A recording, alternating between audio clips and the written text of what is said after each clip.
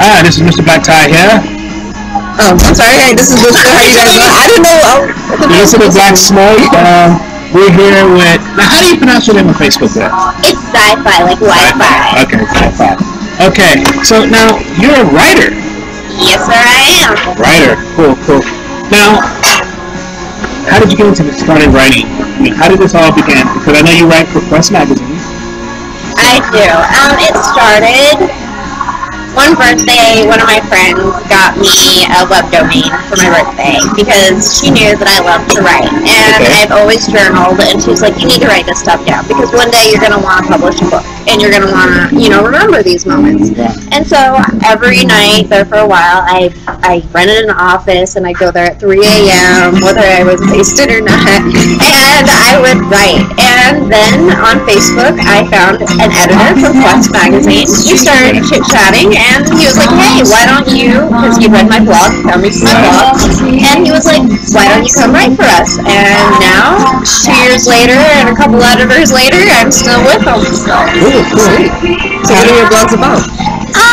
I write stripclubjournals.com, and I write everything from my magazine column to the interviews. I interviewed Magic Mike stars recently. I've done full competition interviews recently. I did AVN interviews.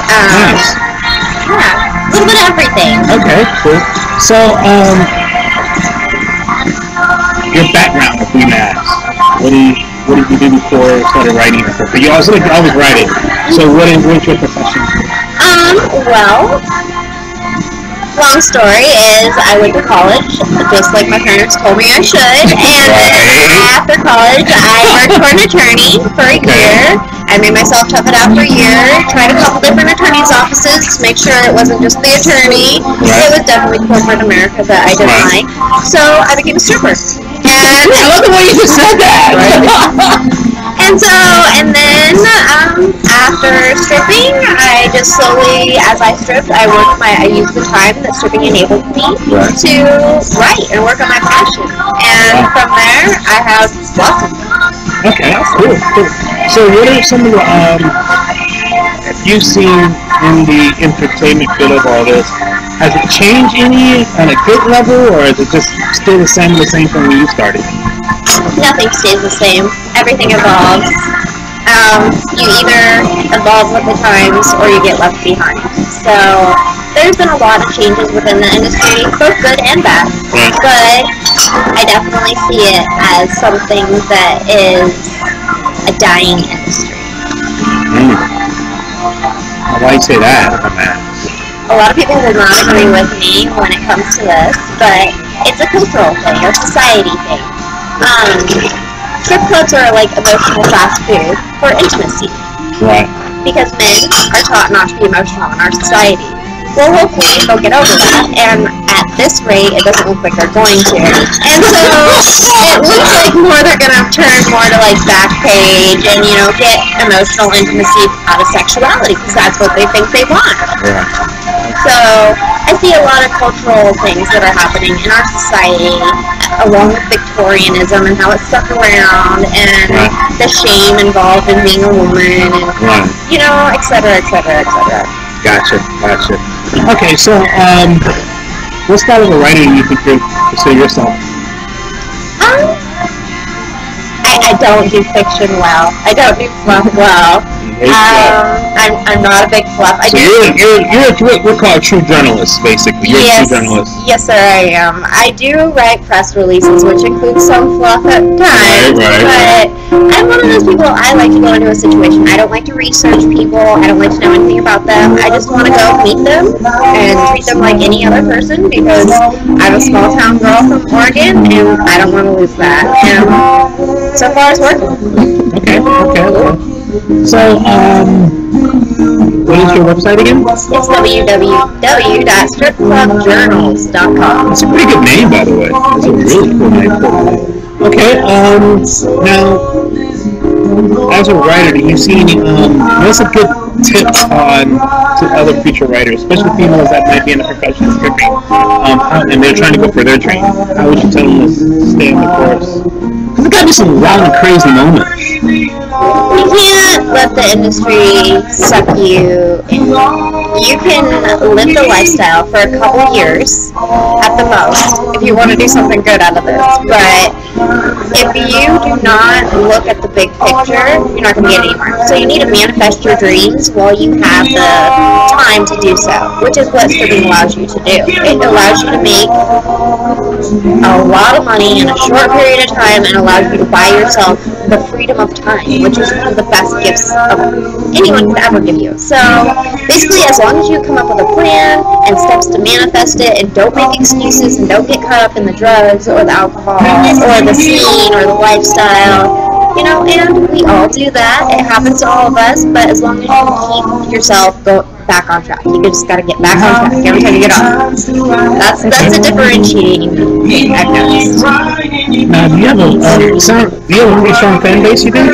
I know a lot of people have read my blog because I've been writing it for so long, and a lot of people approach me, like even when I was on the AVNs, I was on Demon Seed Radio because they had read my blog and I had no clue who they were, so that was kind of nice. That's kind of cool. Yeah, and then I did another interview because they heard that interview, and so like I have a pretty big fan base. I just don't know who they are, and I just recently revealed my face, like who I am, within the last couple years, and so I've been kind of like anonymously writing for a long time. Right. So it's kind of a big deal, and I don't really want to know how big of a fan base I have.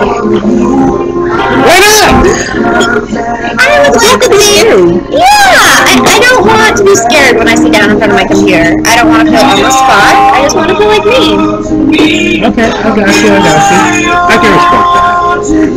But so as a writer, what are your plans? To just keep writing for class, or do you plan on do you plan on just doing more, or? Oh yeah, you can only go like bigger and better. Okay. I have plans to write multiple books. This is funny because I was just unpacking my suitcase so I can pack it back up, and I found another book that I had written in a notebook. Yes, I'm bad like that. I write on with a pen and paper still, and I do pencil. I can't do pen. I always have to do pencil. Someone else. I like pen. I like pencil. There's something about writing a pencil and stuff like that, you know. So basically, I just want to go ahead and publish multiple books and focus on residual income more. My column is syndicated. I'm published in a couple different Quest magazines. I'm working on getting into the Vegas one. Right now I'm in the Phoenix and Houston one every month, but once in a while I show up in Vegas. It's a franchise magazine, and I work for the guy who owns the franchise, so it kind of works out well like that.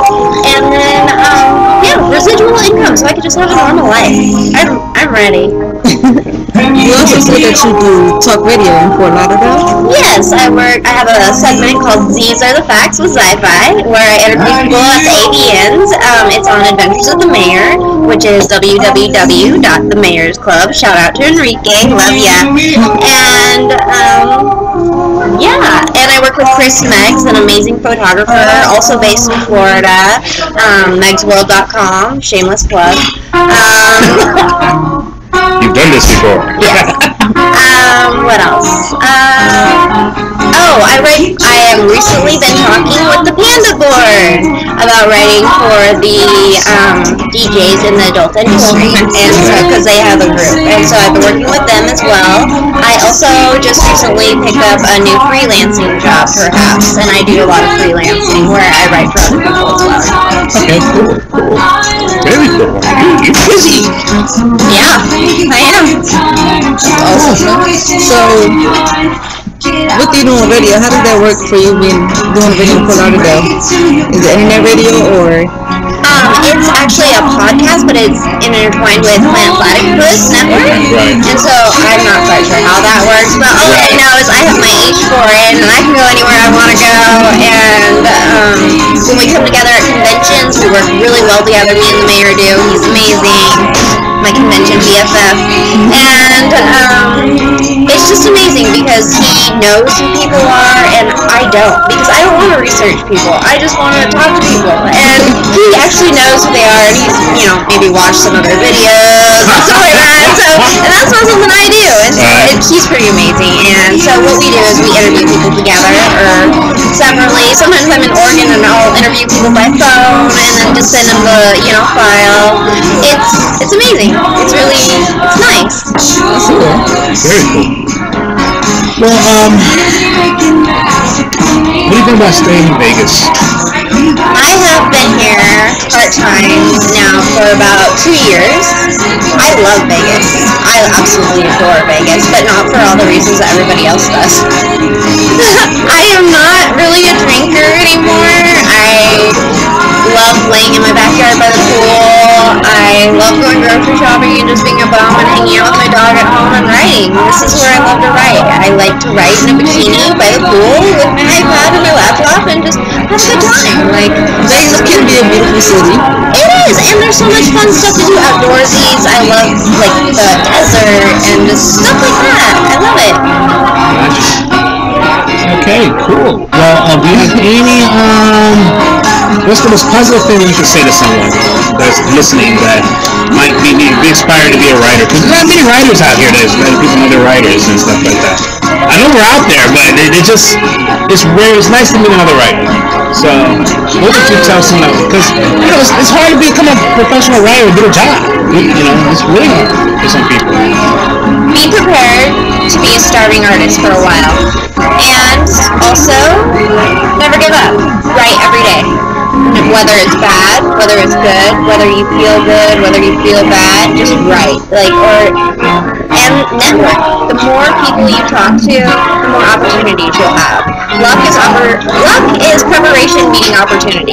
So, write and network, and you will get to where you want to go. I have a question. We were discussing a few moments ago about society now with young teenagers and females. What are your points of view on that? I'm not too enthused about it, but I can't say because I'm sure prior generations weren't very enthused about the way my generation acted, and so it's one of those things. But I do have a sibling who is 10 years younger than me, and I do see the difference, and so I don't know, put on some clothes. So well said. Wow. So would you like to you think it's that bad in your opinion? Some levels. As a stripper, even I say that. Put on some clothes. I mean, and I'm a recovering stripper. It's been a year, but still. I mean, if you're not making any money off of it, why? I mean, still, when guys look at me when I'm walking down the street, I dressed up for me, and I see them in their little eyes. I look at them and I'm like, you owe me $1. You owe me $1. You owe me $1. I'm like, I did this for me, not you. These girls need to learn that. That was awesome. Sorry, that was awesome. Oh, man, okay. So, would you want your sister 10 years younger to take your profession that you do as stripping? I said sibling, but sorry, sibling. No, not at all. I come from a very conservative family. I was actually raised Russian Orthodox. I'm Chinese and Russian and I'm part white, and so I had to break with my family for a few years just to have the freedom to work in this industry, and I knew I wanted to be a writer from a very young age, but I didn't know how I was going to get there, and the adult industry allowed me to get there, and they didn't see that, and I didn't really even see that at first, but they even tried to buy me out of doing it, so it's like, you found your way, you're right now. Yeah, I'm very happy with my life and the way it's worked out and the opportunities the adult industry has provided me. Yes, there's always going to be the negative and the positive, but there are opportunities. Well, we had a great time, and once again, tell me your name and your website. I am ZiFi. You can check me out at stripclubjournals.com and themayorsclub.com, and please look up Chris Meggs on Twitter at www.megsworld.com. I think that's it. I'm sorry if I left anybody out. Great job. And this is Lipsil and Mr. Black Tom, Black Smoke. Much love to all you guys. Look upon the horizon.